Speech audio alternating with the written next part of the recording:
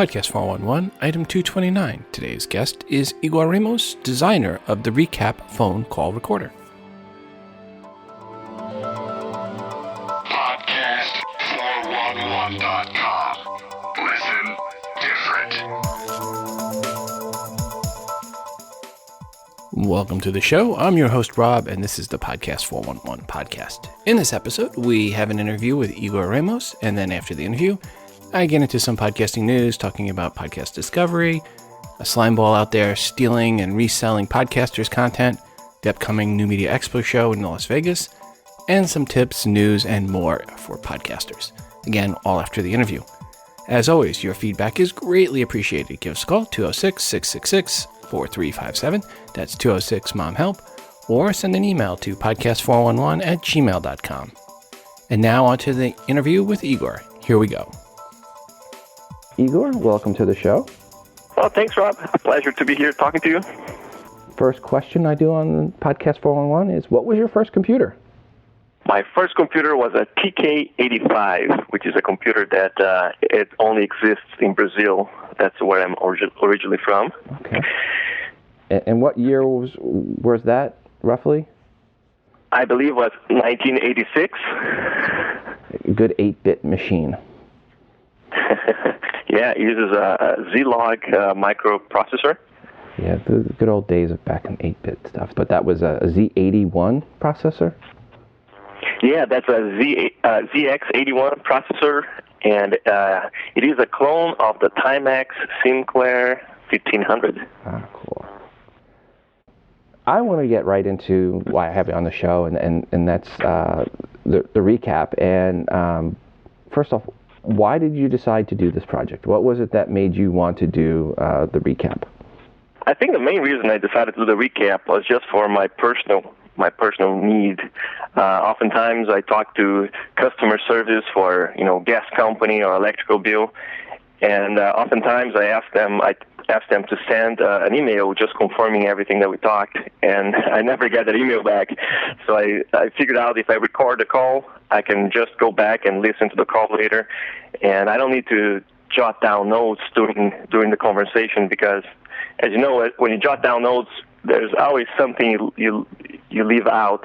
So recording the entire conversation is much better for you to go and grab all the details of what was said. I should point out right now, we are actually recording this call from my iPhone and with you, and I'm using the recap, and this is actually the recap 2, and I'm recording from the iPhone through the recap into my other iPhone, an older iPhone, on the BossJock app. So my entire setup here is the recap, 1/8" to 1/8" cable into the iPhone, my secondary iPhone, which of course could be another iOS device, could be an iPad, iPod Touch. In this case, it's an old iPhone that's just being used as an iPod. And this is the Recap 2. What is different on the Recap 2 versus the Recap 1, which is what I originally funded for? So explain a little bit between the two devices.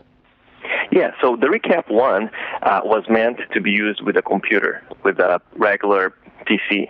And what the input in the PC, it is a stereo microphone input. But in the iPad and iPhone, it uses a mono input. So that's the difference. So Recap 1 was meant for stereo recording devices, and the Recap 2, it is for mono devices. So the combo port that you see in your iPhone or iPad, that combo port, for sure, when you play it back a sound, it plays in stereo. But when you're recording to those devices, it records in mono. So that's the intention. That's the difference between Recap 1 and 2, stereo versus mono. And again, there's no external power supplies needed. The device it's smaller than the Square reader, so it's nice. It's 1x1 by a little more than 1/2 inch. So it's really nice and compact. And I am talking right now just with my headphones, the earbud or earpod headphones with my iPhone. You're on a cell phone or a landline, or what are you on? I'm in a landline, cordless phone, yep. Cool. Which you can also use Recap 1 to record with using landlines. Not a lot of people use that way. The backers from the first Kickstarter project, not a lot of people use to record phone calls of landlines, but it is a feature of Recap 1. You are going to be doing another Kickstarter project here for the Recap 2. And again, this is more geared towards iPhone users, and I guess I would imagine also Android phone users as well. Many Android phones, probably not all, because you can't say all when you talk about Android. Exactly. Yeah. So that's why I prefer to say I prefer to give a lot of emphasis on the iPhone and the iPad, because I own those devices and I can test a lot on those devices. The Android, I say it should work. I tested in one or two, but on the website I'll make the disclaimer that I tested in one or two models, yeah. And I'm assuming that should work in them all. Yeah, that's the problem on the Android side. My day job, we create apps for all different devices, and we have iOS, Android, Windows Phone apps, and every now and then you just come across an Android phone device that just won't work with the app, and then people are like, wow, why won't it work with my app? Like, well, there's 20,000 different Android phones. We can't test them all. It's just impossible. When is the Recap 2 going to kick off for Kickstarter?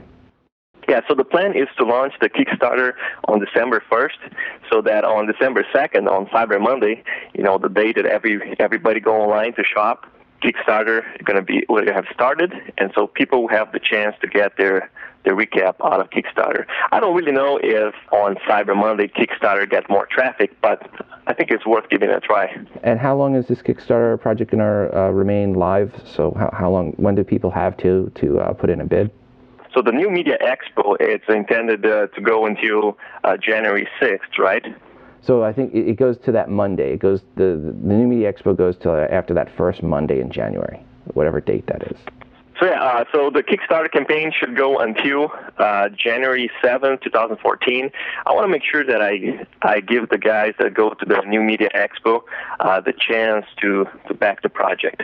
So the new Media Expo go until January 6th, 2014.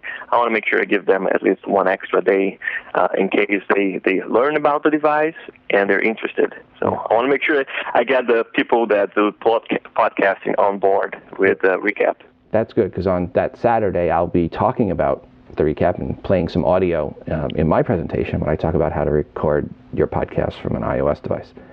When are you setting for your goals? What is your pledge goal that you're looking at for this, and when for it to ship? So I'm going to have two pledge goals. They're going to be $50, you get you a Recap 2, and for $100, I'm going to do the VIP. So I'm going to provide premium support, and you're going to be the first one to receive the Recap. So I'm trying to find a way to prioritize, the users, the backers. Okay. So whoever pledged the $100 pledge will be the first ones to receive the Recap, and anytime they have a question, they'll always jump in line in front of everybody else and get their answers. And what do you think the ship dates will be for the $100 and the $50 levels? The ship date is going to be April 2014. And I do expect everything to ship on April. And the way they're going to do, in the beginning of April, I'm going to ship the ones at $100 level, and as the months go by, I'm going to start doing the $50 level. And probably what I'm going to do, I'm going to limit the amount of recaps for each month, because I want to make sure that I can output the number required. So maybe on April, I'm going to limit it to maybe 100 units and have more available for May, and then ramp up the number of available units for May. I want to say, first off, on your first project that you ran, kudos for actually shipping on time. You did something that almost no other Kickstarter project I hear of does, and that's you actually shipped on time. I mean, from my experience with Kickstarter, that's amazing. So congratulations. Oh, thank you. Yeah, it's a goal for me when I start a project is definitely set up realistic goals. I hate when I go in with unrealistic expectation. I want to be crystal clear to the backers, how Recap works and what does it do and what it doesn't do. Because in the end of the day, the last thing that I want is unhappy customers. Because if I have unhappy customers, I know they're going to chase me down, and it's not going to be good for either of us. So having happy customers is my number one priority, is not to make the sale. Leads to a question, without giving up, the secret sauce, basically how does the Recap 2 work? I mean, what's the basic 10,000-foot overview of how does this work?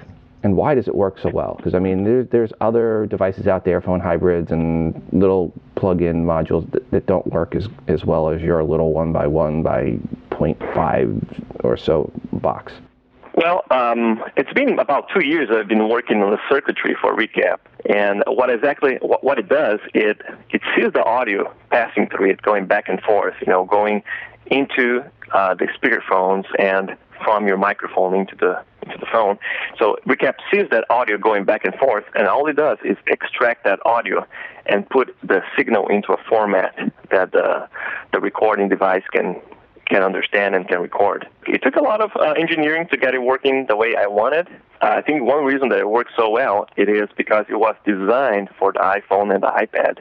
It was not meant to be a general purpose device. It was designed for those devices. What is your background? I mean, I'm assuming that you were not an English lit major in college. No, I'm an electrical engineer. I graduated from University of Illinois in Chicago in 2003, and I've been working for a big company designing electronics for big, heavy machinery. But small electronics is my real passion, and I do this as a hobby and as a startup, I suppose. It's funny how hobbies can sometimes lead into other lines of work. You never know what your hobby is going to do for you. I think the way it started with me is when I do my inventions here and I show to people will get so excited about it, and that's what kind of motivates me to kind of ramp up and go from making just one unit to mass producing it. So it is from the enthusiasm of other people that gets me motivated to always come up with more and do better. I remember seeing in the original recap, because I was founder that when you first started out, the device was pretty big, your initial one, and you were able to shrink it down quite a bit. What were some of the tricks you learned to get it everything shrunk down so much? Is there anything special you had to do? Actually, that's a very interesting question. When you come up with a product, it's so easy to try to add so many features and try to make it, especially for engineers, you want to always put too much, more than you need. Mm-hmm. So it is a challenge for engineers to make something, okay, let's make one product that maybe is not going to solve all the problems in the world, but it does one thing and it does it really well. And when I got into Recap, I had my plan was, I want to get the device working. I don't care how big it is in the beginning, as long as you work well. And then, only then, I saw opportunities to make it smaller and to improve. And by the way, having this Kickstarter, I have a lot of people that come to me and ask for advice, for tips. A lot of times they ask me to partner with them in their Kickstarter projects. But it's just impractical for me to help them all and jump on board. So I started a new website that I'm trying to provide some help for people that are thinking about creating hardware projects. The website name is www.leanhardwarestartup.com. And there, I kind of give some hints on how to break down a big problem and start simple. And that's what you saw in that first recap. I started simple. I started with a big unit, and only then I decided that it was worthwhile to make it smaller, because I could save on material, right? Smaller enclosures, smaller circuit board. But you have to start somewhere, and only from your starting point to start improving. So I really suggest people that are interested in creating projects like mine to go there and check it out. And what's the hardware basis? We were talking a little, it's not Raspberry Pi, but what is the background or the basis of the hardware that you're working with? So Recap is my third crowdfunding project, and another project that I have, it's called MICO. It stands for Mobile Interactive Voice Response and Control. It's very complicated. I'm not going to try to explain what it is. I think, in short, it is do-it-yourself answering machine. So for people that like electronics and want to hack something up, they can do an answering machine at home. And on that product, I use Arduino, which is it is somewhat of a competitor of Raspberry Pi, but the difference is that Raspberry Pi is 1,000 times more complicated. From a Kickstarter point of view, what was your experience running a Kickstarter project? And from your past Kickstarter projects, is there anything that you're going to do different this time around, having gone through this? This is going to be my fourth Kickstarter, if I'm not mistaken. The one thing they're going to do different, I'm going to start with a much better looking product. So on my first Kickstarter, on the Recap 1 Kickstarter, as you mentioned before, Recap looked big, bulky, and I think maybe that kind of scares some people away. So this time I'm going to start with a real product, exactly the way it looks. And I don't know if you know that, but on Kickstarter, it's the first couple of days that you get majority of your traffic. So it's kind of like a bathtub curve, what they say. In the first few days, you get a lot of traffic, a lot of backers, and then only on the last couple of days you get more, a huge spike in the number of backers. So it's really important to start well. Start with a good images, good explanation of the product. So that's what I will do different this time. And it's also important too not to set crazy goals. I mean, I see people setting goals, $250,000 for something that they shouldn't be setting goals more than $10,000. And then they raise $50,000, but they don't reach their goal of $200,000. So it's like, wow, if you'd set it at 10 and you got 50, you would have done great. Now you missed out because it seems that the Pebble and some other projects skewed people's expectations on Kickstarter.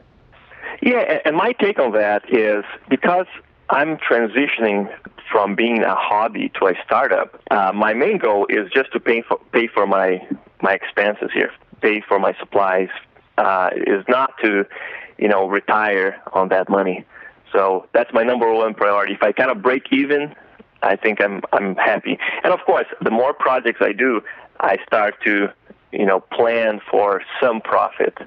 But yeah, what do you I have very low operating costs. Yeah, I mean, last time that was one of the things I liked about when you said the last Recap project. You had a very low and modest goal, and I was like, wow, cool. Part of that right there made me fund it because I see so many crazy goals out there. So what are you going with a goal this time? My goal is going to be $5,000. Okay. So again, very modest, nice goal, not crazy. So kudos to you for doing that. More people that run on Kickstarter need to do that, in my opinion. Oh, thank you.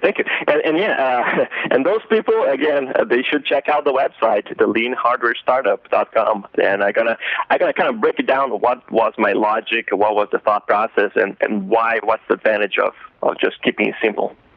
So this is a podcast about podcasting. Is there any podcast that you actually listen to? And if so, which ones? Yeah, my favorite, there are two podcasts that are my top list, which is the Smart Passive Income by Pat Flynn and Social Media Marketing with Michael Stelzner. I listen to them pretty much every day. Actually, was on the phone last night with Pat Flynn. Oh, cool. Yeah, you should talk to him, let him know that he is a big motivation for me. And it's interesting because every time you listen to the podcast, it gets you motivated. And that's what the startup is all about, right? You have a lot of stuff to get done, to do, but you need that daily motivation that to pursue your goals. So he does a very good job of motivating me. I'm going to ask this question for today on iPhone, and that is, did you notice on the first project feedback, iOS versus Android? What was your feel there as far as the type of people that were interested in the project? Because I know you mentioned you're talking more about answering it on the iPhone side because it's easier to answer that question in general because the iPhone's specific. But was there more demand from iPhone users versus Android users for support? Yeah, so I jumped into the project without really knowing who would support the Recap, and I sent out a survey. Probably you got the survey and you answer the question. So I asked, what phone are you using, Android or iOS, Android or iPhone? And 70% of people came back to me and said they're all using iPhones. And actually, based on that response, 70% of people of my supporters using iPhones, that made me go and buy an iPhone. So I used to have an Android, and I did majority of the testing using Android, majority of the Recap testing using Android. But knowing that my customers use iPhone, I went straight to the store and got myself an iPhone, and was able to do much more detailed testing just to make sure Recap worked as expected. Because you want to go where your customers are, right? Mm-hmm. So if my customers are iPhone users, that's where I want to be. Well, congratulations on coming over to the light side of the force. Well, Thank you. Yeah, I must say that's the reason I got into podcasts, into listening podcasts. I think Apple did a very good job of providing the app and putting that in front of you. I think on Android devices, in order for you to get into podcasting, you need to know which app to download, and you need to spend some time to do some research, which app to download and whatnot. With the iPhone, I can see the podcast app, and I go there, and I just browse through. It's so much easier to browse and get the content that you need. So you didn't listen to podcasts until you got the iPhone? Yeah. The iPhone was the enabler. So I tell people that the iPhone changed my life because of the podcast. Wow. Again, we see a larger number, 4-to-1 ratio, I think it is, of downloads from iOS devices versus Android devices. Even though there's quote unquote a lot more Android devices out there, it doesn't matter when it comes to consumption. There's a lot more people using iPhones consuming podcasts, and so that's what we see as our big market.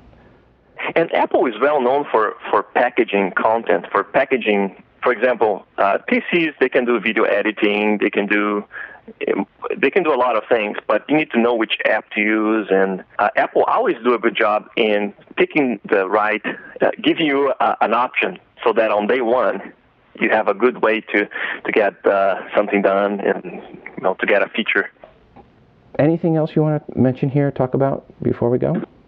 The last thing to mention is, if you want to know more about Recap, you can always go to the website, recapmycalls.com.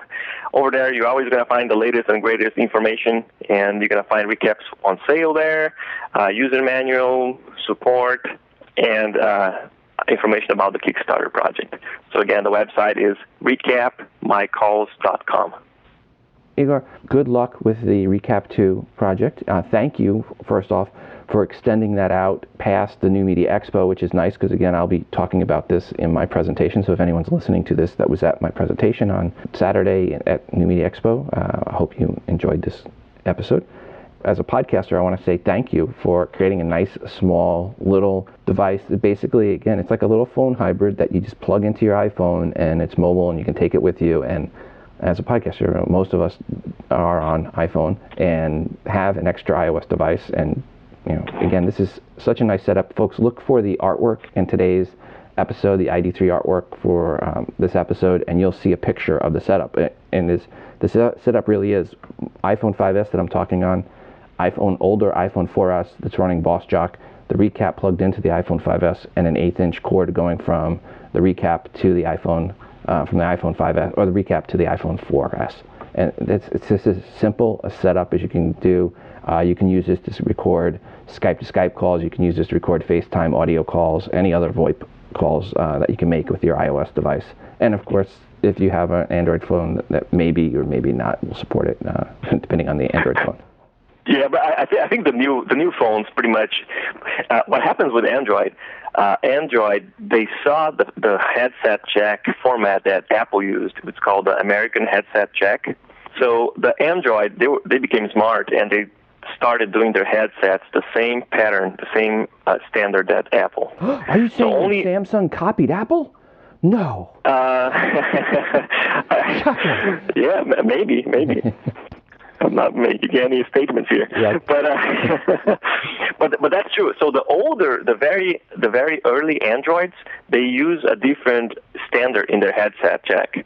But I think after Apple came out with iPhone and the iPhone became more and more popular, they said, you know what, let's just use the same headset standard as Apple. Well, hey, even Apple changed because the original iPhone isn't the same headset jack as the current iPhones. So the original iPhone, you had to have an adapter. I think they switched on the 3G to what they've been using ever since. But yeah, the original iPhone was you had to have if you wanted to plug your Bose headphones into the original iPhone, you had to have an adapter to work with it, which kind of stunk. I still have that adapter in my Bose headphones box. But anyway, Igor, thank you so much for coming on the show. Thanks for creating this device. And folks, if you have any questions, go to recapmycalls.com, and that's recapmycalls.com. Let me say that again. recapmycalls.com. I want to thank you, Rob. Thank you very much for taking the time and talking to me, and having your feedback is just great, because when I created this device, I didn't really know who would use it.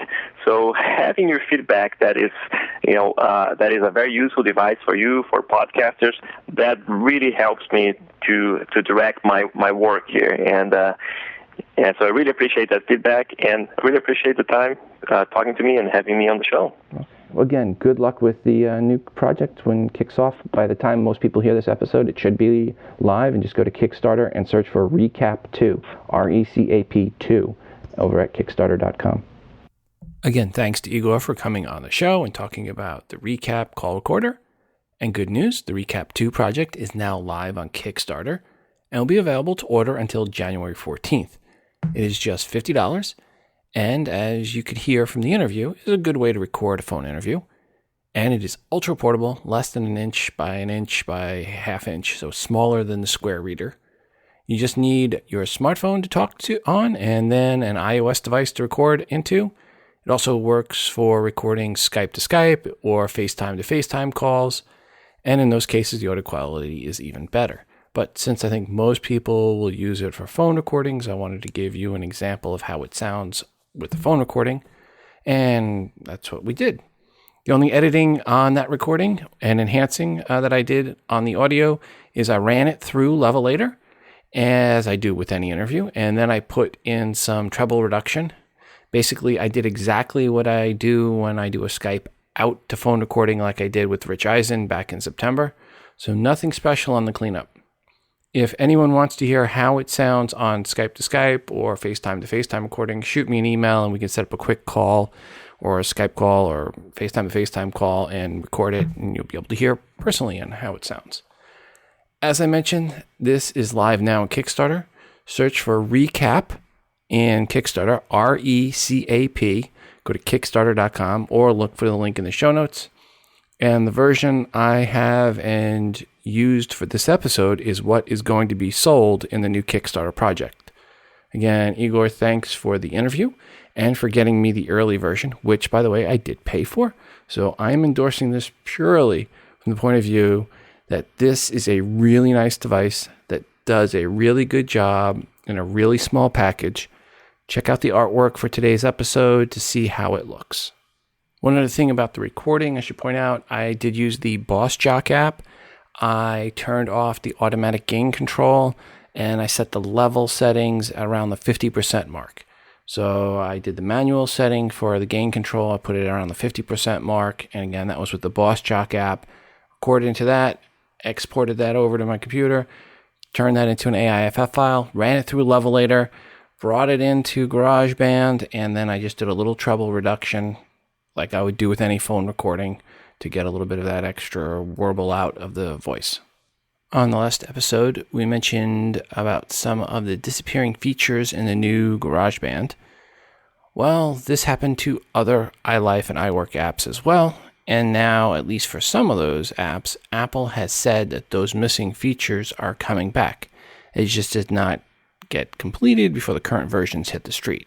So hopefully, Apple will add back the podcast track / enhanced podcast support in the next or future update of GarageBand.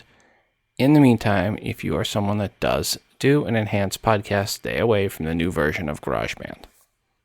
Thanks to Jeffrey Powers for the heads up on this next one, which is about a slime ball or slime balls that are stealing podcasters' content and reselling it. The site in question is called Film On.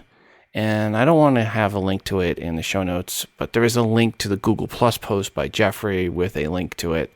No reason to give them any link love. And I can say without any doubt, they are ripping off podcasters, as they have Today in iOS listed as one of the shows for sale. There are a bunch from Grammar Girl, Cutie Now, and many others that are hosted on Libsyn and others not hosted on Libsyn. I did send an email to them asking how they selected the content, how producers can get their content removed, and was any of the content on their site content they have permission to sell. At the time of this recording, they had not yet responded. It was well over 24 hours since I sent that. But I did get an automated response saying they received my email, whatever that means. But again, they had over 24 hours to respond. They have not responded to me. And they definitely did not get any permission from me to use my content. I'm not against a marketplace for podcasters to make the content available for sale or subscription, as clearly at Libsyn we do just that and have helped some podcasters make quite a bit of money. But in the case of Film Ion, they very clearly are stealing podcasters' content, do not have permission or the right to do what they are doing, i.e. they are slime balls as well. It's about as nasty a phrase I want to use on this show as it's G-rated without having to start bleeping out words. You might want to check their site to see if your content is listed, i.e. being stolen as well. Remember, it's not libel if it's true. Something for Film Ion to think about before sending a letter. Just want to let them know. If they do respond to my email and questions, I will make sure to give their response on the next episode of Podcast 411. Thanks again to Jeffrey Powers for the heads up on this. I'm sure it's a topic we'll be talking about at the new Media Expo in January. By the way, if you haven't planned yet to go to the new Media Expo, really hope you can make it there. Look forward to seeing all the podcasters at the event again.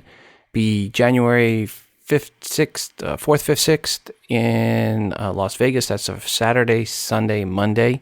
And then that leads right into CES. So, hey, come out for 2 shows. Hope you can make it. Las Vegas at the Rio, New Media Expo. It is the national convention for podcasters. Again, take a look. Go to Blog World. Search for blogworldexpo.com or just search for New Media Expo. Time to sign up. If you haven't planned to go, really, really, really recommend it. It is a great way to help grow your show by meeting other podcasters, finding out great tips about how to promote and better monetize your show. And, well, you get to shake my hand. So, anyway, hope to see you as a podcaster at the New Media Expo. Oh, and if you can't go to the New Media Expo and you have some cards that you want to have at the Libsyn booth and you're a Libsyn customer, shoot me an email, rob@libsyn.com, and let me know, and I'll give you the address to go ahead and mail your business cards off to so that you can get them to me and I can bring them to the show and have them there on display about your show at the expo. But hopefully you'll go, and if you do go, obviously bring your cards by the Libsyn booth and we'll put them up at the booth. A quick shout out to Elsie for her great work on the Thanksgiving Day episode of the feed for Libsyn. The episode features 11 different clips from 11 different podcasters and is definitely worth a listen. Look for the link titled The Thanksgiving Feed 2013 in the show notes for episode 229. Good work, Elsie. For those of you not wanting to use Google Plus for Hangouts or not able to get those you want to participate to sign up for Google Plus, there is another new solution. It is called Appear.in. That's Appear.in, and it is free. It does not require any login or any install. It does require a Mac or PC running the latest versions of Opera, Firefox, or Chrome. Sorry, Safari and IE are not yet supported. And it does not work with the iPads or other iOS devices. Boo. But it does appear, no pun intended, to work with those browsers mentioned above, Opera, Firefox, and Chrome. You can have conversations with up to 8 different people and can even do a screen share, and there is also a chat window. And did I mention it was free? So again, if you are not a fan of Google Plus Hangouts and want something that does not require plugins, this is a possible solution, especially if the people you're going to bring into the conversation are not very techie. They just need the latest version of Chrome, Firefox, or Opera. Okay, granted, they're not very techie. Them having those browsers and the latest version is going to be hit or miss. But if they're on a Mac, at least it's easy enough to send them a link to Opera in the Mac App Store. Creating a room in Appear.in is really easy. Go to that URL, and what you want for your URL in the room, you just put it in the box, say Podcast 411, and then you email that link. So it would be Appear.in/Podcast 411. You send that out to those that you want to be in the room, and that's all you have to do. On the plus side, their service is peer-to-peer, meaning no middlemen and servers in the way. I have not done a recording or conference yet using this, but hope to do so in the next month and will report on its quality. But if anyone else has used it, let us know. Especially send me a link if you've used it for your show. I'd love to hear how it sounded for you. Okay, but let's say you are a fan of Google Plus Hangouts and you can get everybody there and want to record the audio. Well, first off, I would recommend my setup at podcast411.com/mixer.pdf. But if you don't have any money to spare and want a solution in the cloud that is free, there is a solution from Soundation.com. That's Soundation.com. Soundation. So that's an S. Soundation.com. I've been reading some positive results with folks using this on their Google Plus Hangouts over on the Google Plus forums. I have not personally used this, but if you are interested, go to Soundation.com, sign up for a free account, and start messing around with it. As with any solution in the cloud, I would still highly recommend you make another recording locally if you can. If you do try this out, send me your thoughts, positive or negatives, to podcast411@gmail.com or call them in 206-MOM-HELP. That's 206-666-4357. I mentioned on the last episode it looked like Skype recording APIs are being shut down by Skype. Well, Skype has since backtracked and said while they are shutting down some old APIs, that two of the most widely used APIs, with call recording being one, will not be shut down yet, and not until they determine alternative options or retire the current solution, which I really don't know what that means for the future long term. But short term, you should be given a reprieve if you use software to record Skype calls. Did I mention podcast411.com/mixer.pdf? Just saying. And time to end this on a rant. There was a post on Mashable titled, "Discovery Problem, Why It's So Hard to Find New Podcasts." And well, I just about disagree with everything in this article. Starting with the first sentence, quote, "Podcasts have a serious discovery problem," unquote. No, I really don't think they do. Now hear me out. I think like most, my podcast has a serious discovery issue. I think almost all podcasters think that way. Because of that, most think there is a discovery issue with podcasts. After all, there are some really smart people working on some new apps and discovery solutions for podcasts. And guess what? They're all doomed to fail, just like all the ones that failed in the past. Why? Because there is not a discovery issue problem with podcasts. People that want to listen to podcasts can find more podcasts than they have time to consume. Go to iTunes. Look for a subject you're interested in. Subscribe to a show. If you like it, look at what others also subscribe to. Or talk to your friends and see what they are listening to. Word of mouth is still the biggest driver of movie ticket sales and the biggest driver of podcast consumption. Think about it. No matter how much money a movie studio pays for advertising, if the movie sucks, it quickly bombs. Why? Word of mouth. Same with podcasts. If a podcast is good, word of mouth gets out. Take Hardcore History. That show is getting incredible per episode numbers, larger than any other podcast that I know of that, for audio-wise. Why? Word of mouth. Same with Welcome to the Night Vale. I talked to quite a few people coming up with, quote, great new discovery solutions, unquote, and apps, and I really feel they are all overstating the issue of podcast discovery, as it is not the end users looking for these solutions. It is really us podcasters just wanting to grow our audience. When is the last time your mother or wife said, "The problem with podcasting is I can't find any podcasts"? The reason Stitcher got popular was not because of discovery. It was about ease of use. And guess what? Stitcher, as big as it is still much, much smaller than the podcast app from Apple. And that is where the majority of podcast consumption is on iOS side. Granted, on the Android side, Stitcher does fill a bigger role for discovery. But any app that helps in podcast discovery is doing so only as an afterthought, because the main thing people want is an easy way to consume content. After all, you spend a lot more time consuming content than you do looking for it. That is why discovery-first solutions have failed in the past and will likely fail in the future, no matter how smart or talented the engineers working on the issue are, because really there is no issue. So, for articles like this and others screaming about the need for podcast discovery solutions, I say bah humbug. What's really needed is easier ways to consume the content you want. And luckily for iOS users, that means the podcast app. And if you are a smart podcaster, it means you have your own personal podcast app for your show. Because you know what? Most podcast consumers listen to less than 3 podcasts. So 3 or fewer podcasts. That's what most podcast listeners consume. 3 or fewer different podcast shows. So they really don't need a big, here's 200,000 podcasts to choose from type app. They mostly just want your show as an icon on their home screen. Speaking of which, if you've not already downloaded the free Podcast 411 podcast app, I recommend you do so. It's available for iOS and Windows Phone 8, and hopefully soon on Android as well. Oh, and if you're wondering why I am so up on your own personal app, remember, only 60 million people download podcasts each month globally, but over 1.2 billion people download apps each month. So get your show out in front of them as your own app. That is where discovery will happen. There is not a discovery problem for podcasts overall. There is just a discovery problem for your podcast specifically. And that means marketing on your side, not waiting for some magical solution that will bring your show and every other show millions of new downloads. Ain't gonna happen. Let me know your thoughts.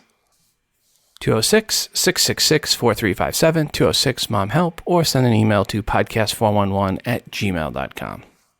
Now, don't get me wrong. Any new solutions that come along for discovery, I'm not saying don't put your podcast in them. Absolutely, put your podcast in all of them. Just don't expect miracles. And that's going to go ahead and do it for us this time. Until the next episode, I'm your host, Rob, from Podcast 411, reminding you to listen different. This podcast is proudly hosted on Libsyn.com. If you'd like to learn more about podcast hosting, go to Libsyn.com. That's Libsyn.com, as in Liberated Syndication, to find out more about podcast hosting, podcast monetization, podcast promotion through smartphone apps, as in iOS, Android, Windows Phone, and Windows Phone 8 as well, plus many other features, including unpublished to Facebook, Blogger, WordPress, and Twitter. Go to Libsyn.com. And if you use promo code podcast411 when you sign up, you get the rest of this month free and all of next month free.